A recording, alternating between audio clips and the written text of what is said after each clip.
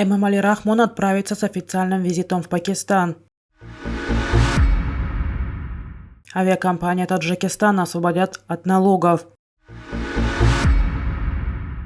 В Узбекистане задержали ряд руководителей энергопредприятий. ЕС ведет должность посланника по санкциям.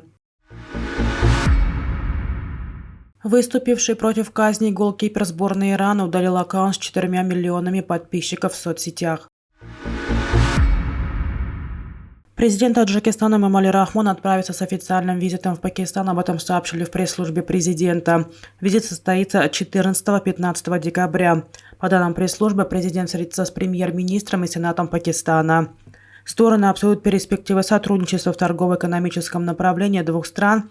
Также будут рассмотрены вопросы сотрудничества в сфере инвестиций, в энергетику, транспорта, культуры и другое, сообщили там.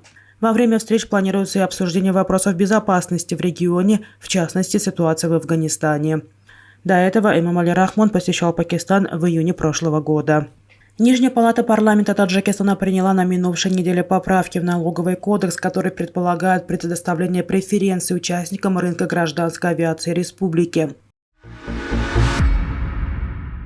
Представляя поправки народным избранникам, министр финансов Файзиддин Кахурзода во время обсуждения законопроекта отметил, что поправки предполагают освобождение от уплаты налога на добавленную стоимость отечественных авиакомпаний при ввозе воздушных судов, двигателей и горюзосмазочных материалов для них. Также, по его словам, предлагается освободить от уплаты НДС услуги по лизинговым операциям со стороны компаний-нерезидентов, оказываемых отечественным авиакомпаниям.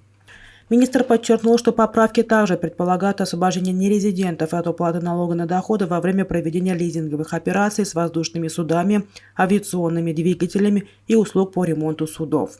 Срок осуществления этих льгот предусмотрен до 2027 года. Предоставление льгот глава Минфина объяснил государственной поддержкой гражданской авиации, оздоровлением предприятий данной отрасли, а также согласованием соответствующих статей Налогового кодекса с другими нормативно-правовыми актами страны. Он добавил, что внесение поправок способствует осуществлению целей государственных стратегий и программ, связанных с развитием сферы гражданской авиации, а также устранением противоречий при реализации Налогового кодекса.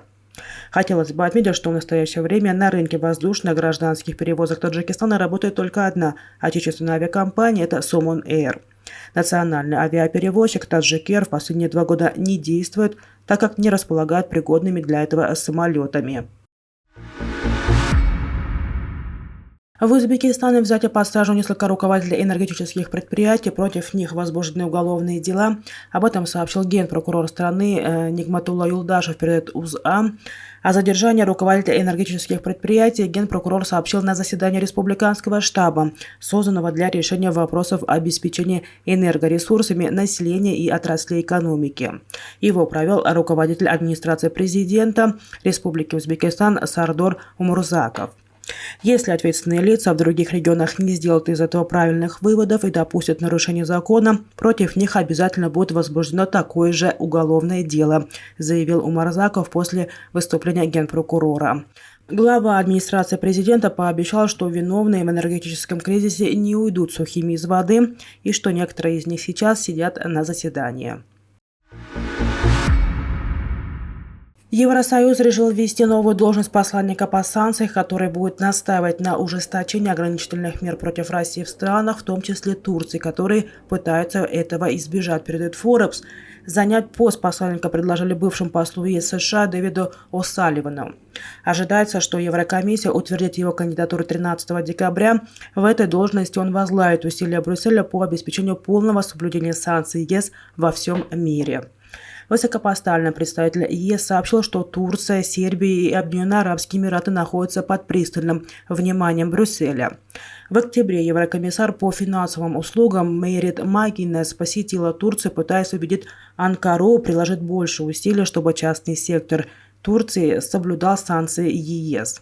Брюссель и Вашингтон требуют, чтобы Турция приняла меры в отношении бизнеса, продолжающегося поставки в Россию в обход жестокого экспортного контроля над промышленной и оборонной продукцией со стороны ЕС и США.